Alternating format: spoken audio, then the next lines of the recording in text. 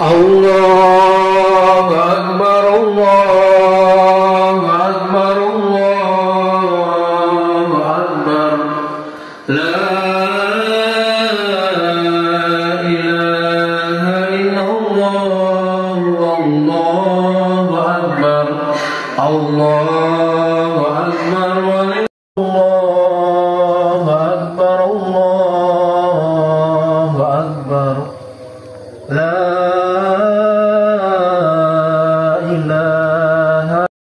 Akbar, Allahu Akbar, Allahu Akbar. La ilaha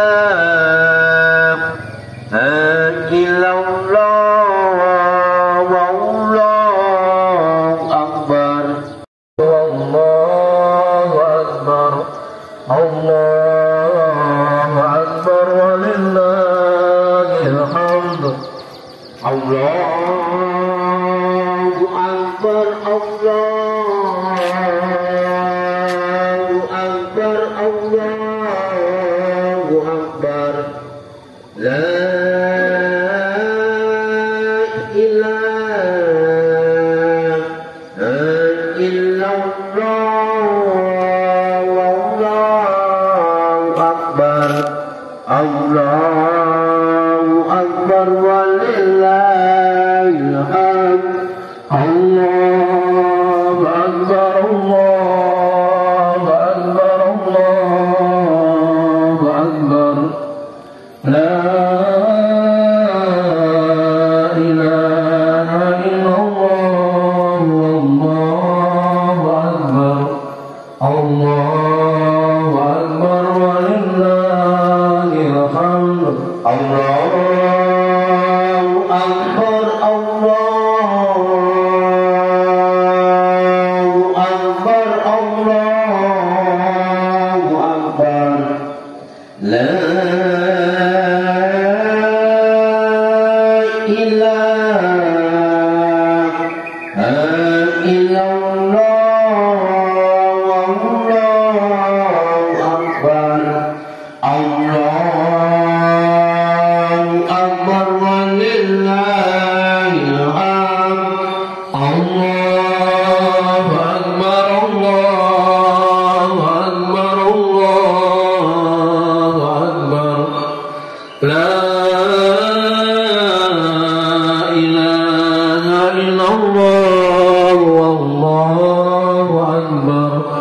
Allahu akbar, walillahil hamd. Allahu akbar, Allahu akbar, Allahu akbar. La ilaha illallah, wallahu akbar. Allahu akbar, walillahil hamd.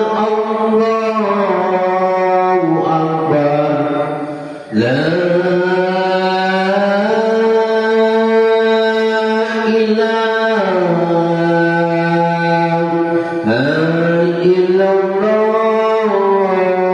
wallahu akbar. Allahu akbar, walillahil hamd.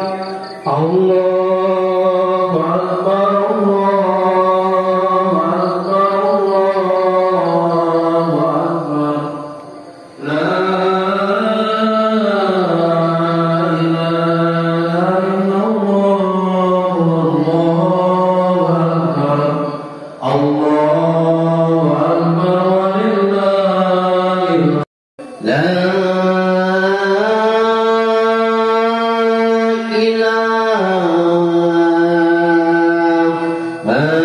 ilaha illallah, wallahu akbar.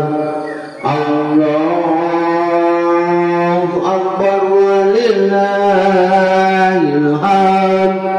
Allahu akbar, Allahu akbar, Allahu akbar. La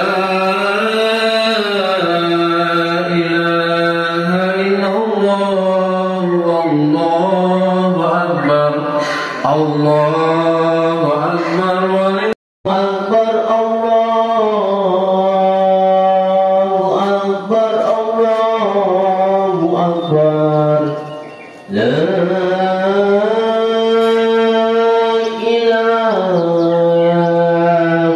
ilaha illallah, wallahu akbar. Allahu akbar, walillahil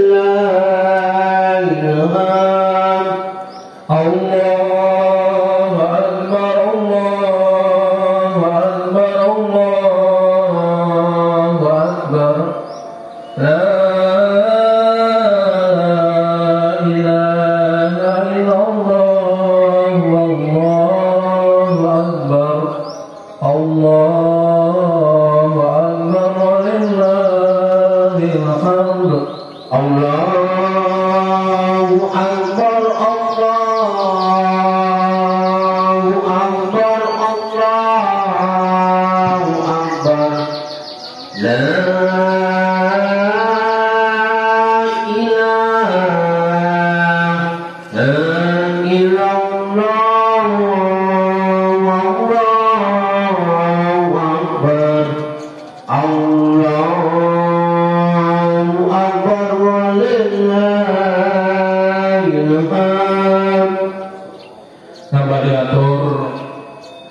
Hormatan segenap jamaah Masjid Al-Furqan ingkang badhe nderek salat Idul Adha.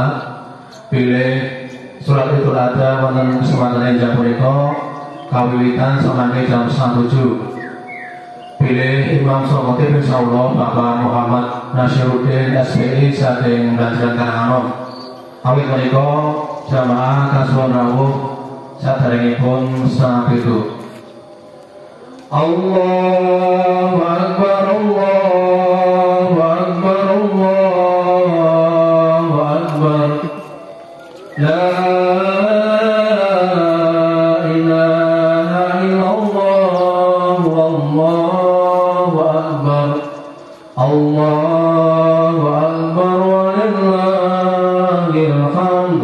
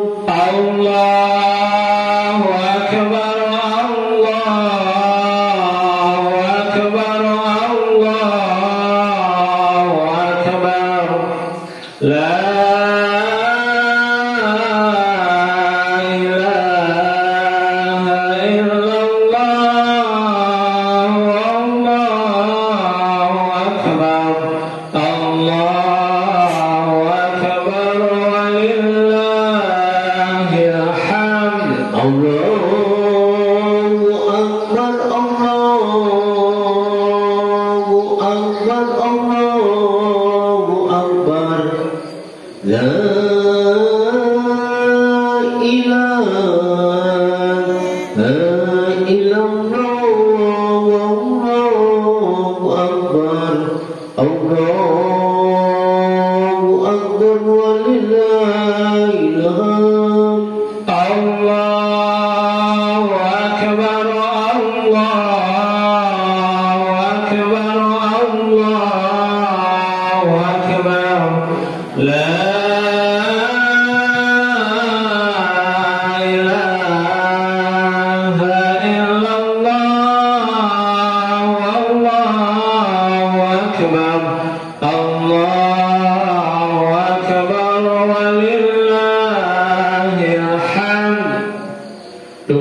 segenap jamaah ingkang badhe nenek sore Idul Adha wonten Masjid Al-Furqan ingkang wonten tasih wargi utawi wonten tasih dalem kasuwun enggal-enggal rawuh menika jam masjid nedahaken jam 6 langkung selangkung menit insyaallah gangsal menit malih kawiwitan. Allahu Akbar, Allahu Akbar, Allahu Akbar. La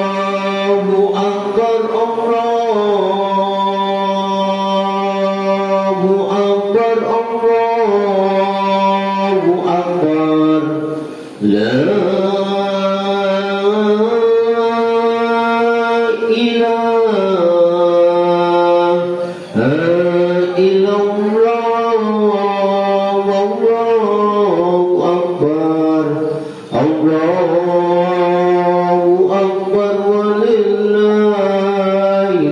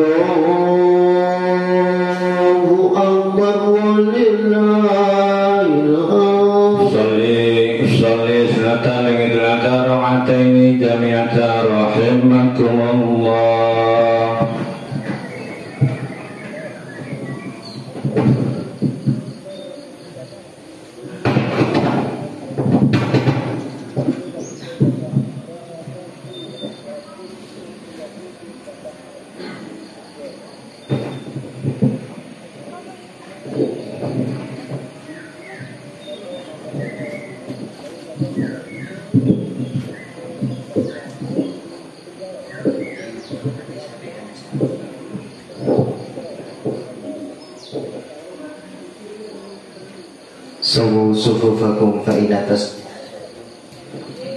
من تمام الصلاة.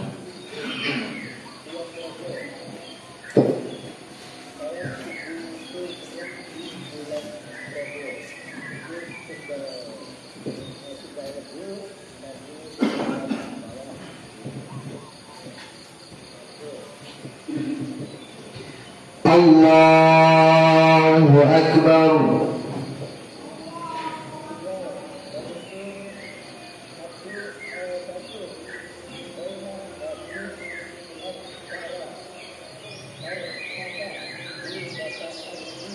الله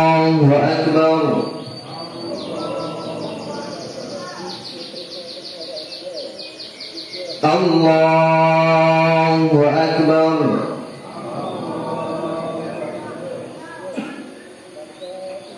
الله أكبر. الله أكبر. الله أكبر. الله أكبر. الله أكبر. الله أكبر.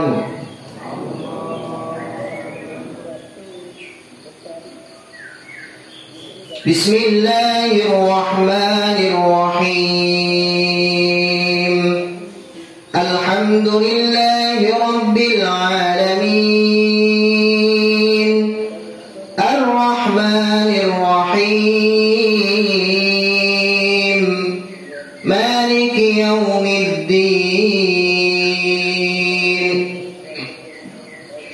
إياك نعبد وإياك نستعين اهدنا الصراط المستقيم صراط الذين أنعمت عليهم غير المغضوب عليهم ولا الضالين آمين.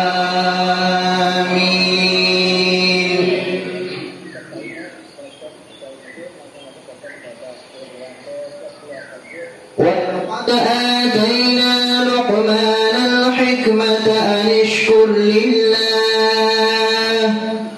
فمن يشكر فإنما يشكر لنفسه ومن كفر فإن الله غني حميد. وإذ قال لقمان لبنيه وهو يعظه يا بني لا تشرك بالله إن الشرك لظلم عظيم. ووصينا الإنسان بوالديه حملته أمه وهنا على وهن وفصاله في عامين أن اشكر لي ولوالديك إلي المصير. وإن جاهداك على أن تشرك بي ما ليس لك به علم فلا تطعهما وصاحبهما في الدنيا معروفا واتبع سبيل من أناب إلي ثم إلي مرجعكم فأنبئكم بما كنتم تعملون.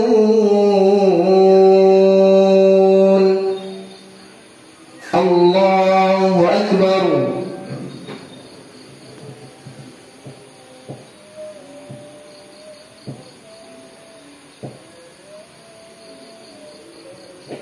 سمع الله لمن حمده. الله أكبر.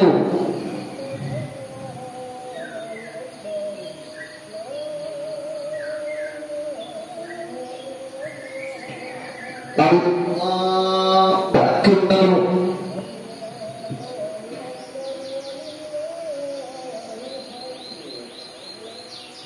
الله أكبر.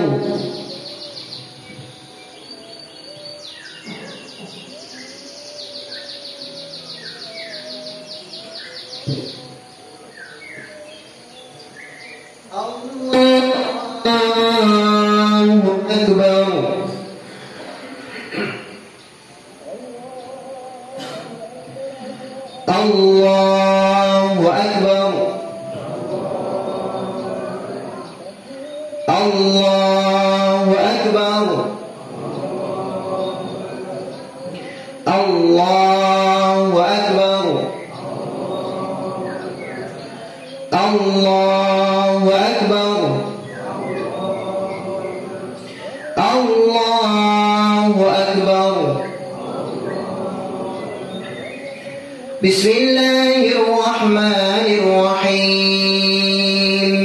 الحمد لله رب العالمين الرحمن الرحيم مالك يوم الدين إياك نعبد وإياك نستعين اهدنا الصراط المستقيم صراط الذين أنعمت عليهم غير المغضوب عليهم عليهم ولا الضالين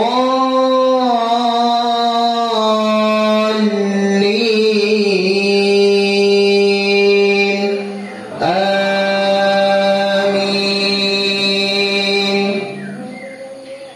بسم الله الرحمن الرحيم.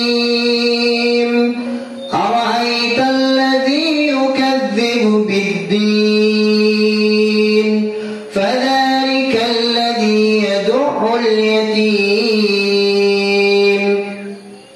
ولا يحض على طعام المسكين فويل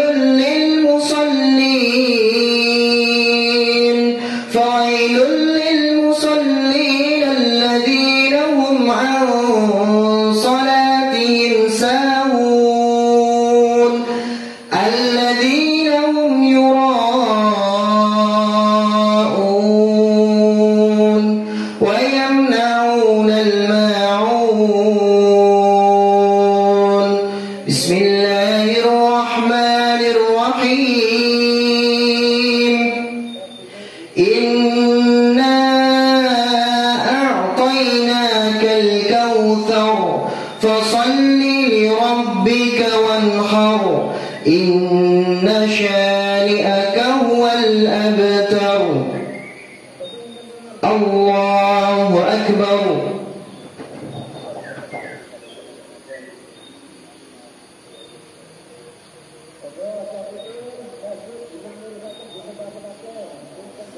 سمع الله لمن حمده.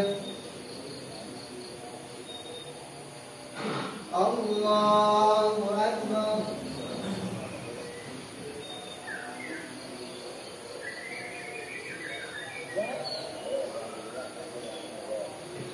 الله أكبر.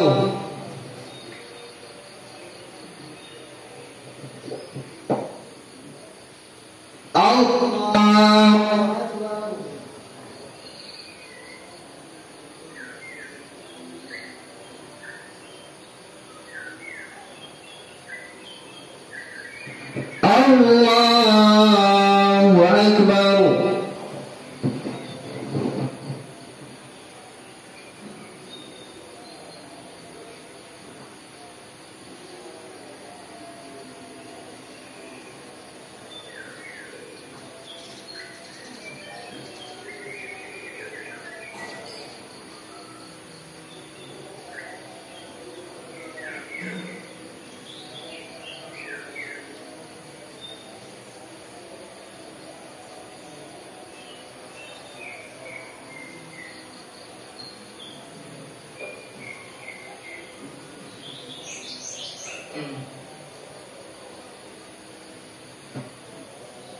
السلام عليكم ورحمة الله وبركاته. السلام عليكم ورحمة الله.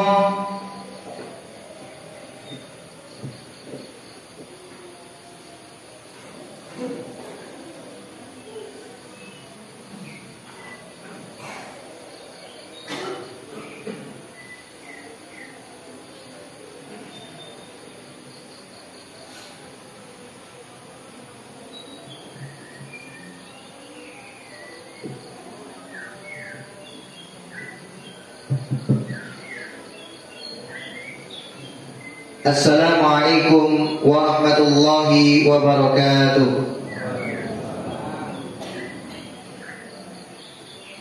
Allahu Akbar, Allahu Akbar, La ilaha illallah, Allahu Akbar, Allahu Akbar walillahil hamd.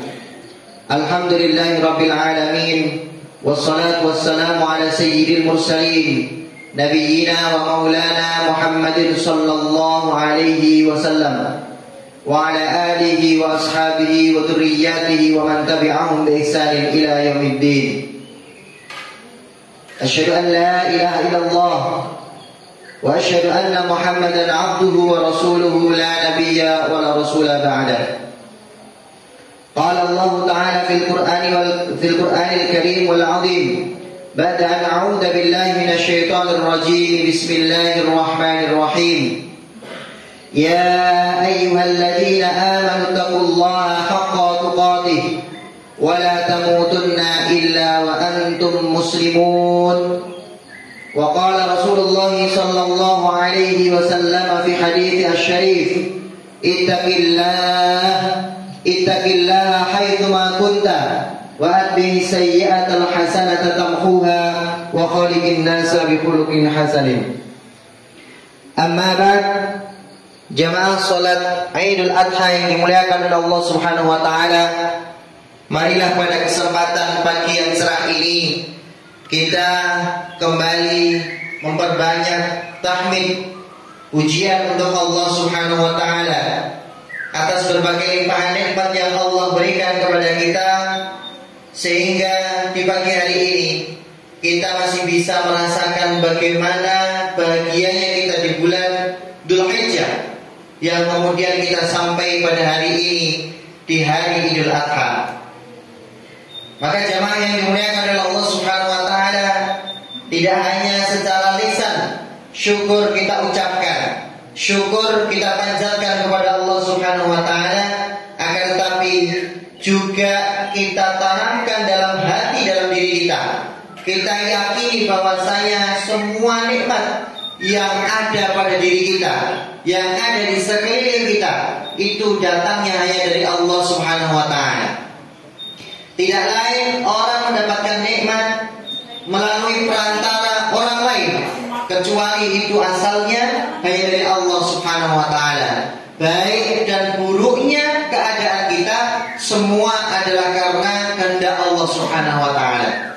Kemudian juga jamaah yang dimuliakan oleh Allah Subhanahu wa taala, selain syukur secara hati dengan meyakini bahwa nikmat hanya datang dari Allah, asalnya hanya dari Allah, kemudian kita bersyukur secara lisan, menggunakan lisan kita untuk senantiasa memuji Allah Subhanahu wa taala. Maka tentunya syukur harus kita laksanakan dengan kemudian anggota badan kita senantiasa melaksanakan ketaatan kepada Allah Subhanahu wa taala. Jamaah yang dimuliakan oleh Allah Subhanahu wa taala, tak lupa juga mari kita senantiasa berselawat teruntuk Nabi Muhammad sallallahu alaihi wasallam. Karena dengan kita memperbanyak selawat kepada Rasulullah sallallahu alaihi wasallam, maka harapannya nanti di akhirat atau di akhir zaman nanti kita akan mendapatkan syafaat, pertolongan di akhir zaman, pertolongan ketika nanti kita memasuki alam akhirat dari Allah Subhanahu wa taala, yang tentunya syafaatnya yang paling mulia dari Allah itu lewatnya melalui Rasulullah Muhammad sallallahu alaihi wasallam. Dan perlu kita pahami jamaah sekalian, syafaat itu datangnya dari Allah, bukan dari Rasulullah Muhammad sallallahu alaihi wasallam. Sumber syafaat adalah dari Allah Subhanahu wa taala, akan tetapi salah satu dan ini yang paling mulia jalur syafaat itu, tiketnya itu adalah melalui Rasulullah Muhammad sallallahu alaihi wasallam. Maka sudah sepantasnya dan seharusnya kita sebagai muslim yang mengaku dan ingin diakui menjadi umat Nabi Muhammad SAW, maka hendaknya kita melaksanakan kewajiban-kewajiban dan juga sunnah-sunnah Rasulullah SAW. Allahu Akbar walillahil hamd. Jamaah salat Idul Adha yang dimuliakan oleh Allah Subhanahu wa taala, pensyariatan ibadah-ibadah yang ada di bulan Dzulhijjah, yang puncaknya adalah di tanggal 10 Dzulhijjah atau hari raya Idul Adha, yang kemudian di situ diperintahkan atau disyariatkan kita untuk menyembelih kurban, maka tidak lain dan tidak bukan itu adalah sebagai wujud kita mengikuti sunnah atau apa yang telah dicontohkan oleh Nabi kita Ibrahim alaihissalam dan Nabi Ismail alaihissalam, dua sosok ayah dan anak yang patut dan harus kita jadikan sebagai suri tauladan. Jemaah yang dimuliakan oleh Allah Subhanahu wa taala, ini adalah salah satu yang kemudian menjadi hikmah daripada pensyariatan ibadah kurban. dan juga ibadah-ibadah yang ada di hari raya Idul Adha. Sebagaimana Allah Subhanahu wa taala sampaikan di dalam surah Al-Mumtahinah ayat 4, Allah sebutkan qad kanat lakum uswatun hasanatun fi Ibrahim. Sungguh bagi kalian itu suri tauladan yang mulia ada pada Nabi Ibrahim. Maka jemaah yang dimuliakan oleh Allah Subhanahu wa taala, selain kita mengambil pelajaran suri tauladan dari Nabi Muhammad SAW, Allah katakan kita juga harus bisa mengambil teladan dari Nabi Ibrahim alaihissalam dan juga putranya Nabi Ismail alaihissalam. Kenapa Allah kemudian memerintahkan kita untuk mengambil teladan bukannya dari Rasulullah, tapi juga dari Nabi Ibrahim alaihissalam? Karena sejatinya jemaah yang dimuliakan oleh Allah Subhanahu wa taala, satu-satunya hamba yang mendapat predikat, mendapat gelar Khalilullah, kekasih Allah, adalah Nabi Ibrahim alaihissalam. Tentunya predikat Khalilullah itu tidak lain dan tidak bukan dan tidak akan mungkin bisa didapatkan oleh Nabi Ibrahim alaihissalam kecuali dengan upaya kerja keras, ketaatan Nabi Ibrahim alaihissalam. Dan kita ketahui bersama dari cerita-cerita yang telah menyebar di masyarakat Islam, bahwasanya banyak sekali ujian-ujian yang telah Nabi Ibrahim terima dari Allah Subhanahu wa taala. Berawal dari masa mudanya, di mana beliau diuji.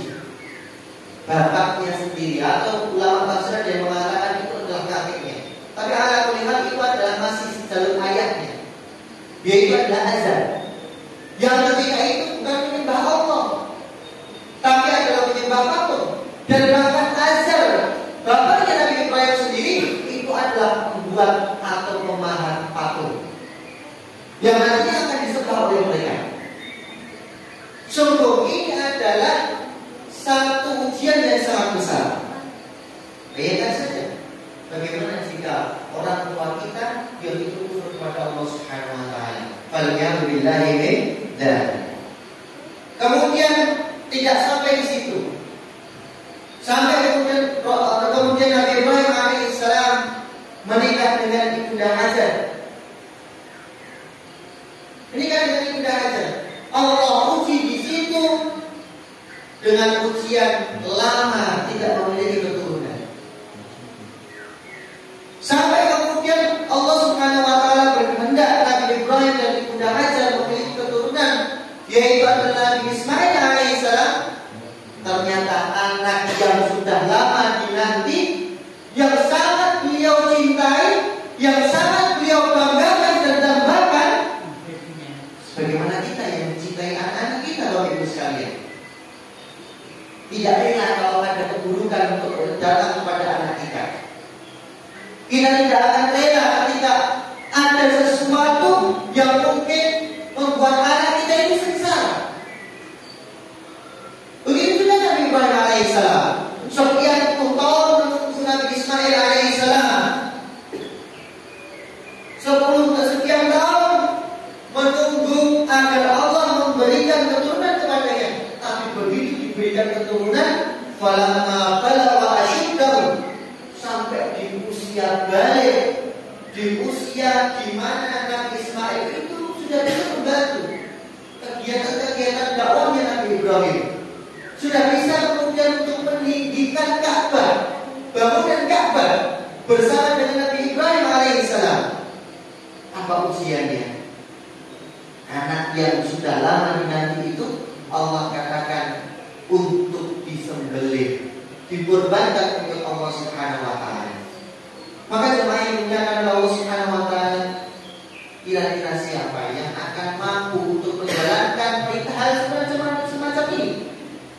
Dan tentu hanya Nabi Ibrahim alaihissalam. Sampai kemudian Nabi Ibrahim alaihissalam membaringkan anaknya untuk disembelih. Dan ketika itu Nabi Ibrahim alaihissalam menanyakan kepada anaknya, gimana menurutmu ya wahai keduanya pun pasrah. Wahai ayahku, jalankan, laksanakan perintah dari Allah Subhanahu wa taala, maka insyaallah kau akan mendapati aku di barisan orang-orang yang bersabar. Maka ketika Nabi Ismail alaihissalam sudah ada di perbaringan, Nabi Ibrahim sudah menyiapkan sebilah pisau untuk menyembelih Nabi Ismail, sudah sampai di leher Nabi Ismail alaihissalam, kemudian digorok di sini, tetapi ternyata jemaah yang dimuliakan oleh Allah, berkali-kali diayunkan, digeserkan di leher Nabi Ismail alaihissalam, ternyata tidak bisa. Sudah semangat kemudian untuk menjalankan perintah Allah Subhanahu wa taala dengan menyembelih Nabi Ismail, ternyata pisaunya tidak mempan. Lalu kemudian Allah turunkan dari langit satu kibash, atau dalam ayat kata lain adalah kibash, satu kambing yang besar. Menurut ulama tafsir ada yang mengatakan sebagai ganti untuk Nabi Ismail alaihissalam. Maka jemaah yang dimuliakan oleh Allah Subhanahu wa taala, deretan ujian yang Allah berikan kepada Nabi Ibrahim, yang kemudian Nabi Ibrahim terima, tidak lain dan tidak bukan itu menjadi satu sebab yang kemudian Nabi Ibrahim menerima predikat gelar Khalilullah. Maka jemaah yang dimuliakan oleh Allah Subhanahu wa taala, ada beberapa pelajaran yang bisa kita ambil, dan tentunya ini nanti agar kita bisa menjadikan Nabi Ibrahim sebagai teladan kita. Karena kalau kita hanya mendengar cerita Nabi Ibrahim itu ceritanya seperti ini, seperti ini, seperti ini, hanya cerita yang kita dengar tapi kita tidak bisa mengambil pelajaran, maka apa fungsinya cerita tersebut? Apa manfaatnya, faedahnya cerita tersebut? Padahal Allah katakan orang yang beruntung adalah ulul albab, orang yang bisa berpikir. Dari cerita-cerita yang ada di dalam Al-Quran, dia bisa mengambil pelajaran.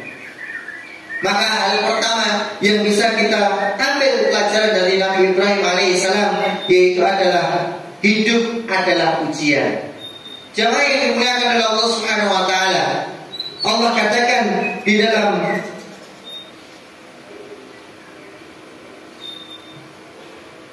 surah Al-Ankabut ayat 2, di mana Allah Subhanahu wa taala mengatakan, apakah mengira manusia itu jikalau dia sudah beriman maka dia akan selamat dari ujian.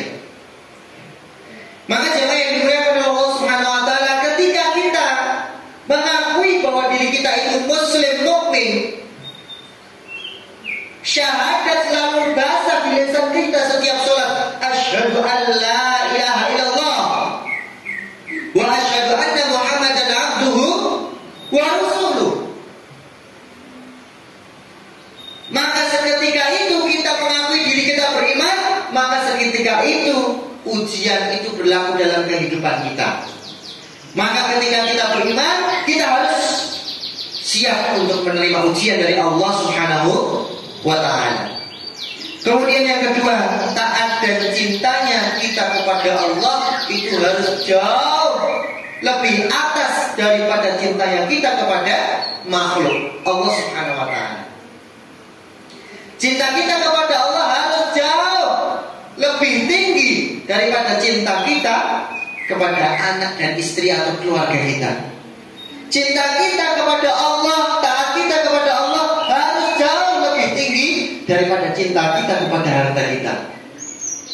Maka sampai tadi jamaah yang dimuliakan oleh Allah Subhanahu wa taala, saking cintanya Nabi Ibrahim dan taatnya Nabi Ibrahim kepada Allah Subhanahu wa taala, maka ketika diperintahkan untuk menyembelih anaknya, apa yang dilakukan oleh Nabi Ibrahim? Melaksanakan perintah tadi. Saking cintanya Nabi Ismail kepada Allah Subhanahu wa taala dan taatnya Nabi Ismail kepada Allah Subhanahu wa taala, apa yang dikatakan ketika ayahnya itu, nak, aku dapat mimpi, dan mimpi ini adalah wahyu dari Allah untuk menyembelihmu, untuk mengorbankanmu. Bagaimana pendapatmu? Kata Nabi Ibrahim. Jawab Nabi Ismail apa? Karena taatnya dan cintanya kepada Allah, laksanakanlah wahai ayah perintah wahyu dari Allah Subhanahu wa ta'ala. Jemaah yang dimuliakan oleh Allah Subhanahu wa taala, begitu juga dengan kita. Kita itu tidak diperintahkan oleh Allah untuk menyembelih anak kita. Tapi kita diperintahkan oleh Allah Subhanahu wa taala, wahai orang yang beriman yang mampu, laksanakanlah, sembelihlah kurban di hari Idul Adha. Maka jangan sampai jemaah yang dimuliakan oleh Allah Subhanahu wa taala, yang kita ini derajatnya jauh daripada Nabi Ibrahim alaihissalam, tapi kemudian kita tidak mau mengejar derajat tadi itu. Maka pastikan kemampuan diri kita, atau bahkan ketika kita tidak mampu, kita berusaha untuk memampukan diri untuk melaksanakan ibadah kurban, yang mana kemudian nantinya semoga kita akan mendapatkan predikat-predikat yang baik di sisi Allah Subhanahu wa taala. Kemudian pelajaran yang ketiga, jamaah yang dimuliakan oleh Allah Subhanahu wa taala, dan ini yang terakhir dan yang paling inti untuk kemudian kita teladani. Apa itu? Keberhasilan Nabi Ibrahim alaihissalam dalam mendidik Nabi Ismail alaihissalam. Wajar itu Nabi, mungkin dalam hati kita seperti itu. Tapi ingat, jamaah yang dimuliakan oleh Allah Subhanahu wa taala, apa yang ada pada nabi-nabi Allah Subhanahu wa taala, baik Nabi Muhammad ataupun Nabi Ibrahim alaihissalam ataupun nabi-nabi yang lain, tidak lain dan tidak bukan itu Allah berikan tersebut, kejadian-kejadian tersebut adalah untuk kemudian kita meneladaninya. Dan tentu di situ kita akan bisa meneladaninya. Bagaimana kemudian Nabi Ibrahim alaihissalam mendidik seorang anak Nabi Ismail alaihissalam, yang kemudian sedemikian rupa dia kemudian bisa taat menjalankan perintah Allah Subhanahu wa taala. Maka jemaah yang dimuliakan oleh Allah Subhanahu wa taala, tidak lain dan tidak bukan ketaatan Nabi Ismail, keberhasilan Nabi Ibrahim dalam mendidik Nabi Ismail alaihissalam, itu tidak mungkin terjadi begitu saja. Akan tetapi itu ada usaha-usaha, upaya-upaya yang semaksimal kemampuan Nabi Ibrahim yang kemudian dilaksanakannya. Maka jemaah yang dimuliakan oleh Allah Subhanahu wa taala, setidaknya ada beberapa faktor yang kemudian bisa menjadikan Nabi Ibrahim itu berhasil dalam mendidik Nabi Ismail alaihissalam. Yang pertama yaitu adalah lingkungan. Bagaimana kemudian Nabi Ibrahim alaihissalam menciptakan lingkungan yang paling baik untuk Nabi Ismail alaihissalam bertumbuh. Kita ketahui bersama jamaah yang dimuliakan oleh Allah Subhanahu wa taala, sebagaimana yang disebutkan dalam surah Ibrahim ayat ke-37. Di situ Nabi Ibrahim alaihissalam berkata bahwa Nabi Ibrahim, ya Allah, aku tinggalkan anak dan istriku Nabi Ibrahim dan Nabi Ismail dan Ibunda Hajar ketika itu di tempat yang sangat sepi, tempat yang di situ tidak ada tanaman, yang mana tempat itu dekat dengan rumah Allah Subhanahu wa taala atau Ka'bah, Masjidil Haram. Maka jemaah yang dimuliakan oleh Allah Subhanahu wa taala, ini menjadi pelajaran penting bahwasanya kalau kita mau, dan kita harus tahu, agar anak kita berhasil menjadi insan muslim mukmin yang benar-benar mukmin, yang nantinya akan menjadi barisan orang-orang yang bertakwa, maka pastikan yang pertama kali kita lakukan, ciptakan lingkungan yang baik untuk anak-anak dan generasi penerus kita. Mulai dari keluarga dahulu. Bagaimana kemudian kita menciptakan dalam lingkup keluarga itu lingkungan yang baik. Jangan sampai kita hanya menyuruh anak kita, nah ke masjid, tapi ternyata bapaknya tidak mau ke masjid. Nah ke masjid, nah sholat, tapi ternyata ibunya tidak pernah mengajari anaknya untuk sholat. Bahkan ibunya sholat saja mungkin tidak boleh.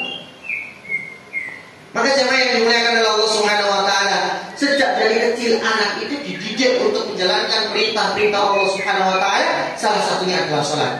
Mulai dari yang kecil, masih balita, masih balita, dididik untuk sholat, salah satunya. Gimana caranya? Bukan diajak ke masjid, bukan.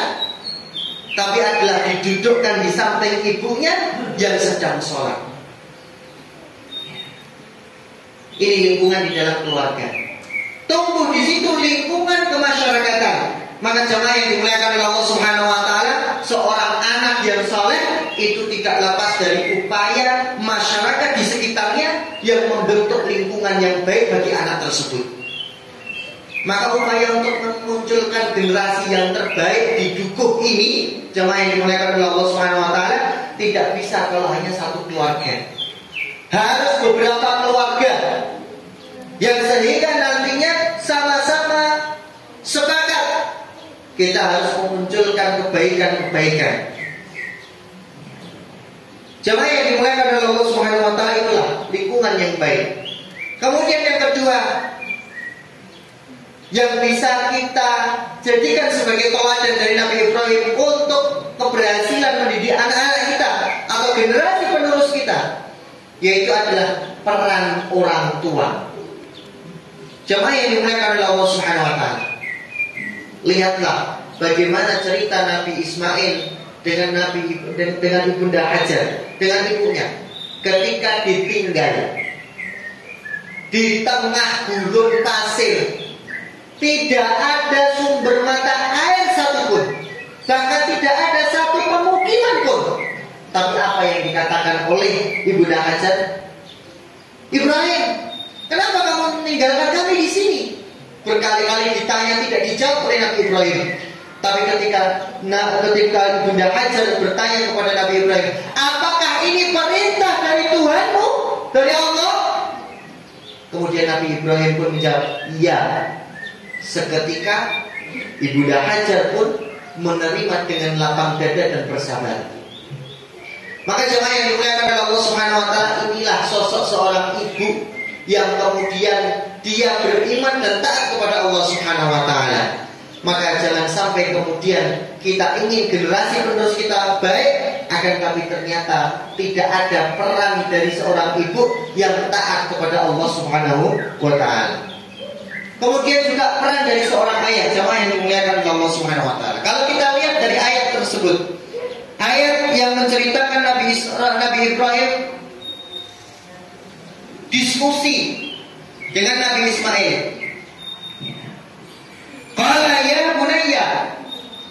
Di situ dikatakan ya bunayya, wahai anakku. Maka jemaah yang dimuliakan oleh Allah Subhanahu wa taala, ketika Nabi Ibrahim mau mengutarakan mimpinya, wahyunya dari Allah Subhanahu wa taala untuk menyembelih Nabi Ismail, apa yang dilakukan Nabi Ibrahim? Ya bunayya. Diskusi dengan anaknya. Maka jemaah yang dimuliakan oleh Allah, jangan sampai kita salah mendidik anak-anak kita sehingga anak-anak kita itu sulit untuk diatur. Itu karena kita tidak mau untuk diskusi dengan anak-anak kita. Bisa jadi kita itu langsung, kamu harus gini, kamu harus gini, kamu harus gini. Padahal anak itu sudah bertumbuh menjadi balik, dewasa. Maka ketika dewasa, perbanyak diskusi dengan anak-anak kita. Jangan kita hanya mengatur, kamu harus gini, kamu harus gini, kamu harus gini. Jangan.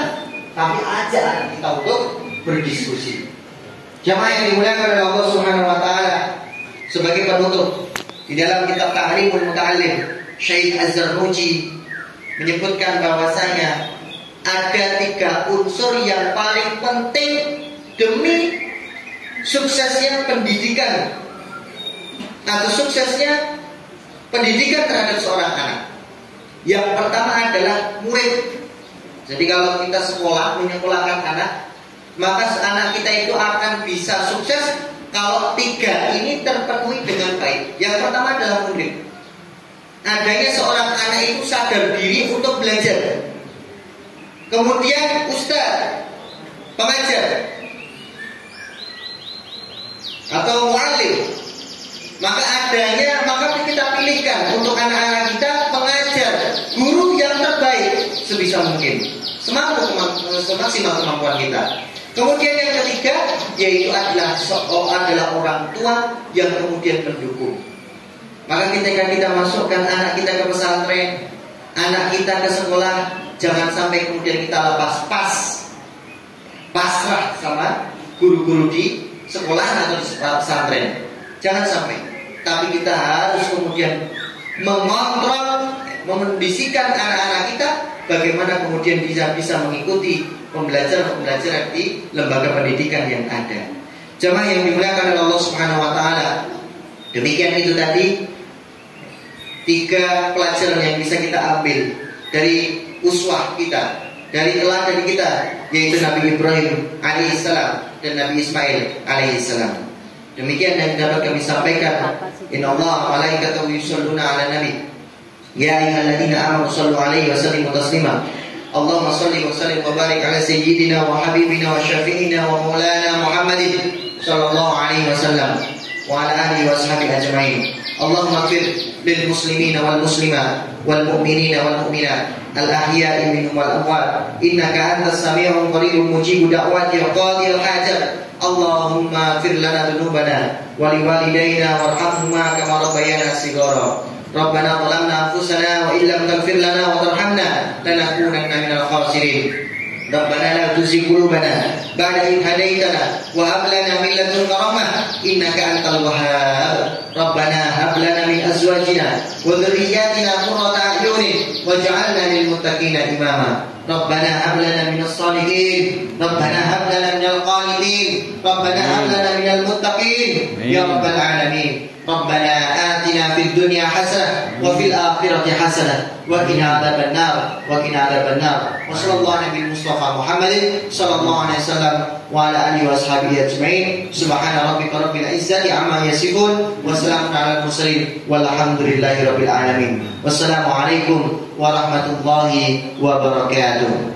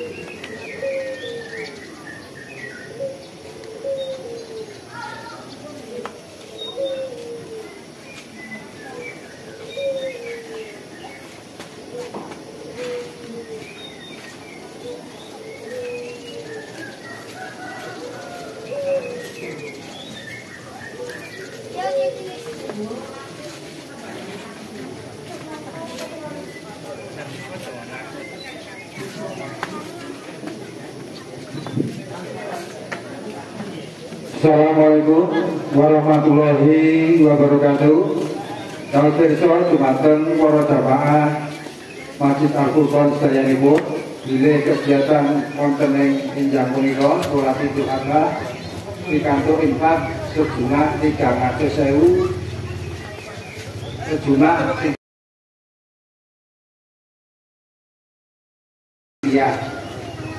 Habis menika matur nuwun, alhamdulillah rabbil alamin.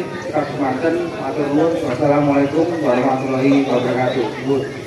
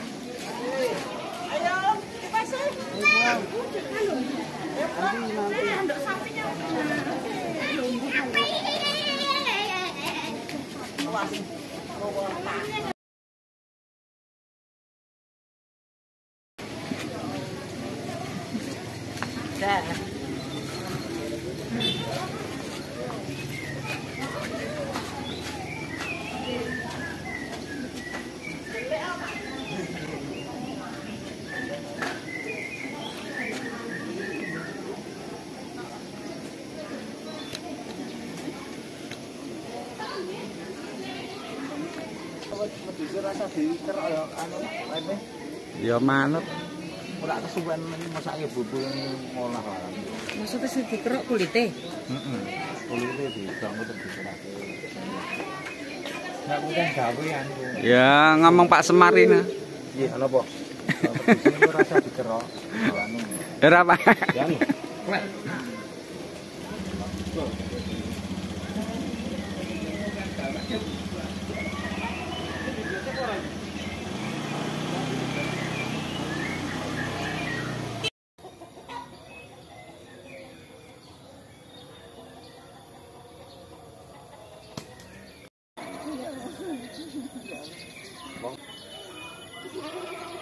Iki kiai karo nyai. Ya ya nek lanang ya kiai nek wedok nyai. Kok rada murah ya, nggih ben kae tekan 13 12 lho. Ya ben kae pernah wong golek.